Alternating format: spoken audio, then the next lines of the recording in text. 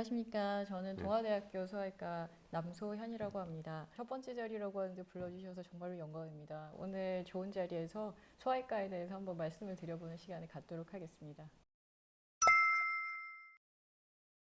일단 서해부 탈장, 이제 보통 저희가 사타구니 탈장이라고도 예. 요즘 설명을 드리는데요.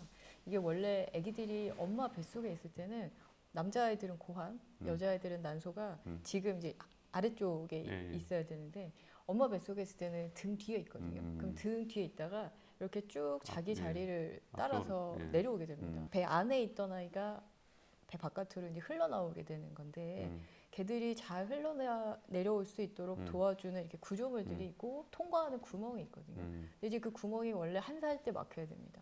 서서히 막혀서 한 살이면 이렇게 막혀야 되는데 그 구멍이 계속 막혀 있지 않고 열려 있으면 아기들이 울 때나 이제 뭐 누워 있는 아이들 같은 경우 막 많이 용 쓰고 울 때, 뗐을 때 아니면 걷는 아이들 같은 경우는 오래 운동하거나 뭐 뜀뛰기 오래 하고 나서 이제 저녁 때 목욕할 때 이렇게 세워 놓으면 사타구니가 쭉 이렇게 불룩하게 보이는 거죠. 혹은 고환이 조금 더 커 보이는 경우가 있는데 이제 그렇게 쉽게 진단을 하실 수가 있는데요. 이제 문제는 사타구니 탈장은 진단이 되면 가급적 빨리 수술을 하시는 것이 좋습니다. 왜냐하면 구멍이 작은데 장이 너무 많이 내려와 있고 오래 거기에 머물러 있으면 결국은 그 내려와 있는 장에 피가 순환이 되지 않으면서 썩게 되거든요. 그래서 이 구멍만 막아주면 굉장히 빨리 끝나는 수술인데 이게 이제 그런 합병증이 생기게 되면 장도 잘라야 되고 뭐 난소도 다치는 경우들도 있고 그래서 가급적 빨리 수술하시는 게 좋습니다. 원칙적으로 급성 충수염이 진단이 되면 수술을 빨리 해주는 게 맞습니다. 그렇죠. 그런데 사실은 3살이나 5살 이런 아이들도 충수염이 생기거든요. 생기는데 이 아이들이 내가 어디가 분명히 배가 아픈지 아니면 이걸 증상을 정확하게 호소를 못하기 때문에 그렇죠. 열나고 배가 아프고 뭐 설사를 한다 그러면 사실 충수염을 의심하기보다는 그냥 장염인가?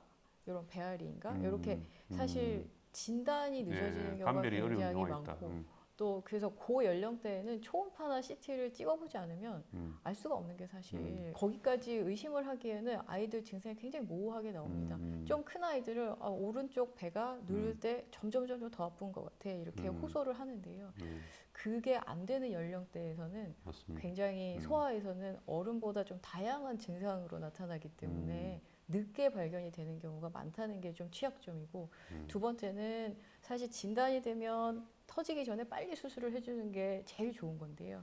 이미 터졌을 때가 좀 문제가 되거든요. 그렇죠. 이제 이미 터졌을 때는 무리하게 수술을 하는 것보다는 항생제를 좀 적극적으로 쓰고 또 이미 고름줄이 생겼으면 그 고름줄 빼내고 그런 다음에 이 주변 조직이나 이런 것들이 좀 정리가 되었을 때 추후에 수술하는 방법을 택하기도 하거든요. 그래서 천공이 되지 않게 빨리 진단하고 빨리 수술하는 게 제일 좋고 만약에 이미 천공이 되었다면 충분한 항생제 치료를 하면서 수술 시기를 정하는 것도 옵션이 될 수 있겠습니다. 일단 저희가 교과서에는 중첩은 한 살 내외로 제일 많이 생긴다고는 되어 있는데 사실 실제로 환자를 이렇게 만나보면 3살도 생기고 5살도 생기고 드물지만 그 더 큰 아이들도 생기는데요.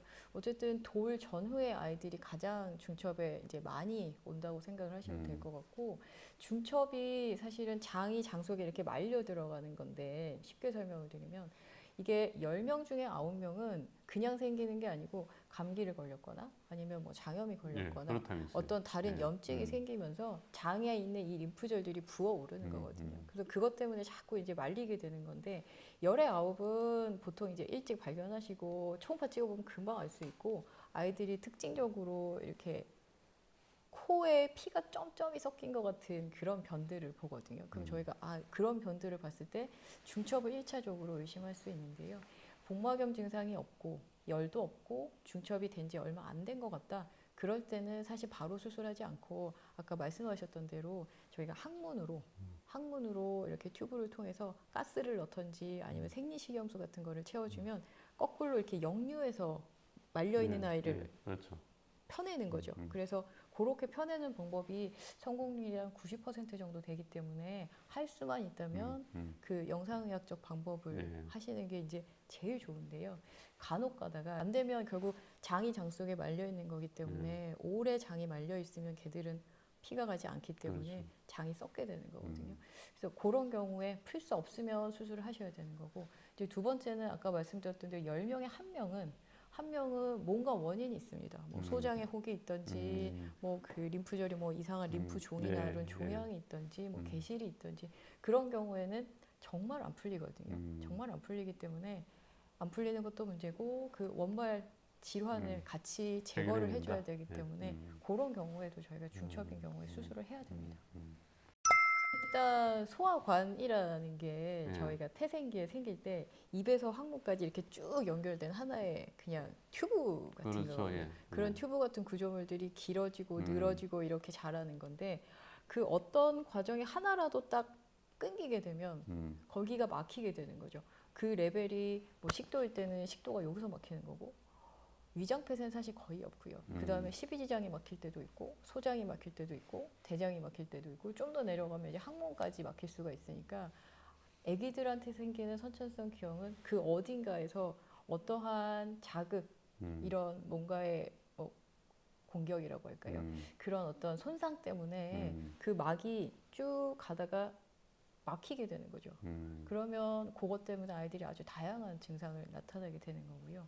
또 횡격막 탈장 혹은 뭐 복벽 탈장, 배꼽 탈장 이런 것들은 이제 그런 이 횡격막이라는 것도 결국은 배하고 가슴하고 가로막이 이렇게 근육들이 여러 군데서 그렇죠. 합쳐져서 하나로 이렇게 딱 융합이 돼서 층을 만들어 주는 건데, 그 중에 하나가 근육벽이 안 만들어지면 거기에 이렇게 구멍이 나는 거죠. 또 배꼽도 마찬가지. 여러 가지 근육들이 이렇게 삼각형에서 모여 있는 건데 그 어딘가가 한쪽이라도 결손이 생기면 그쪽을 통해서 이쪽이 약하니까요. 안에 있는 장들이 그쪽으로 이렇게 돌출이 된다고 이해하시면 맞을 것 같습니다. 기형 예전에는 저게 림프관종이라고도 네. 불렀었는데요. 이게 굉장히 생소한데 굉장히 환자가 많습니다. 그리고 정말 요만하게 작게 이렇게 볼록한 무록 하나만 생기는 아이들도 있지만, 어떤 아이들은 엄마 뱃속에서 이미 자기 머리만한 혹을 이렇게 달고 나오는 애들도 있거든요.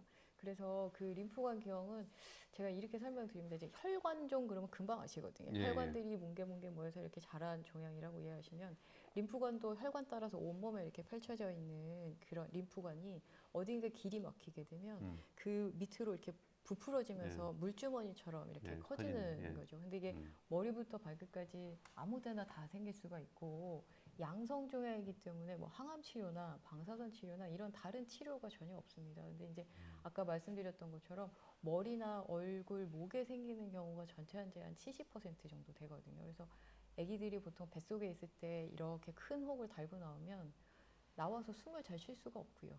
밥을 잘 먹을 수가 없고, 또 이제 엄마들이 생각하시기에는 외관상 굉장히 힘드시죠. 내 애가 그렇죠. 지금 이렇게 큰 혹을 갖고 뭐 비단 이게 팔이든 뭐 몸통이든 그걸 보고 있는 엄마들의 마음은 굉장히 좋지가 않습니다. 그래서 림프관경은 여러 군데, 또 신생아 때만 생기는 게 아니고 성인들도 있고요.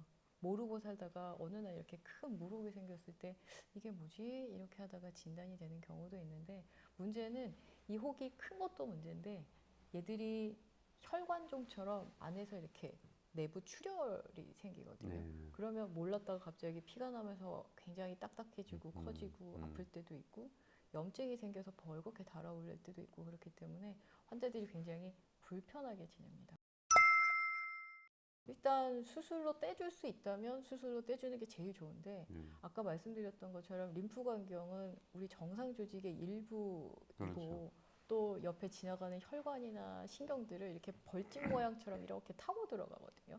그래서 정상 조직하고 림프관경의 구분이 사실 굉장히 안 되게 이렇게 자라나기 때문에, 수술을 할 수 있다면 그런 신경들이나 어떤 정확하게 얼굴 구분해낼 수 있다면 그리고 그런 것이 가능하다면 떼주는 게 맞는데요. 사실은 이게 눈에 생긴 림프관 기형, 저희가 눈 뺄 수 없고 손가락에 생겼는데 손가락 절단할 수 없는 것처럼, 이 림프관경의 수술을 결정할 때는 최소한, 그리고 이 환자가 이 어떤 기능을 유지하는데 전혀 해가 되지 않도록 해야 되는 게 이제 원칙인데 그러려다 보니 굉장히 이제 선택지가 어려웠죠. 그래서 그렇게 수술을 못하는 경우에는 저희가 이제 경화요법이라 그래서 그 병변에 직접 이렇게 주사를 주는 그런 게 여지껏 그 수술을 못하는 환자들한테는 치료법이었고 이제 최근에 한 3, 4년 사이에 원래 신장 이식의 면역 억제제로 쓰던 약이 이 림프관기형이랑 혈관기형에 좋더라라는 이제 보고가 생기면서 국내에서도 이제 쓰기 시작했고